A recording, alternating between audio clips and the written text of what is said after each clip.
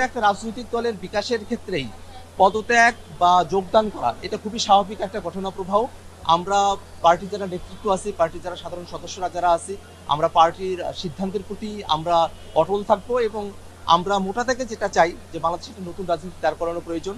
আমরা যারা এই বাংলাদেশে নতুন রাজনীতিকে আমরা দাঁড় করানোর চেষ্টার মধ্যে দিয়ে সংগ্রামে অবতীর্ণ হয়েছি, আমরা সকলে ঐক্যবদ্ধ থেকে আমাদের চেষ্টাকে সফল করবো ইনশাআল্লাহ। শাহবাগখানায় নিয়ে গিয়ে আমাকে চোখ বেঁধে ডিবি অফিসে নিয়ে গিয়ে নির্যাতন করা হয়। পরবর্তীতে আমি সে মামলাগুলোতে জামিন পেয়েছিলাম।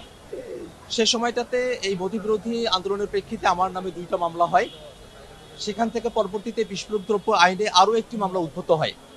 এই 3টি মামলার মধ্যে একটা মামলায় গত 11 সেপ্টেম্বরে আমি খালাস পেয়েছি এবং আজকে 2টি মামলায় কোর্ট পরিবর্তন হওয়ায় আমরা কোর্টে এসেছিলাম এবং কোর্টে আত্মসমর্পণ করে আমরা জামিন প্রার্থনা করেছি এবং মহামান্য আদালত আজকে আমাদেরকে জামিন মঞ্জুর করেছেন।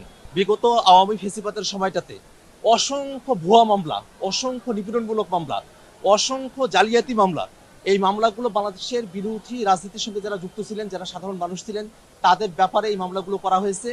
এখনো পর্যন্ত এই অন্তর্বর্তীকালীন সরকারের প্রায় 1.5 বছর সময়সীমার মধ্যেও এখনো যে ফেসিবাদের আমলের মামলাগুলোকে নিষ্পত্তি করা হলো না, এখনো যে অনেক মানুষকেই সেই ফেসিবাদের সময়টাতে যেমন করে কোর্টে হাজিরা দিতে হতো এখনো তেমন করে হাজিরা দিতে হচ্ছে, এই ঘটনা আমাদেরকে চরমভাবে আশাহত করে এবং আমরা সরকারের দায়িত্বশীলতা নিয়ে আমরা এই জায়গাটাতে প্রশ্ন উঠাচ্ছি এবং আমরা সরকারের কাছে আহ্বান জানাই, আপনাদের যতটুকু সময়কাল এখনো মেয়াদ রয়েছে একটা স্পেশাল টিম গঠন করে সরকারের তরফ থেকেই বিগত সময়ে যারা বিরোধী রাজনীতির সাথে যুক্ত ছিলেন, যারা সাধারণ মানুষ ছিলেন, যাদের নামে রাজনৈতিক হয়রানিমূলক মামলাগুলো করা হয়েছে, সেই মামলাগুলোকে বাছাই করে অতি দ্রুত সরকার যেন সেই মামলাগুলোতে নিষ্পত্তি করার একটা উদ্যোগ গ্রহণ করে।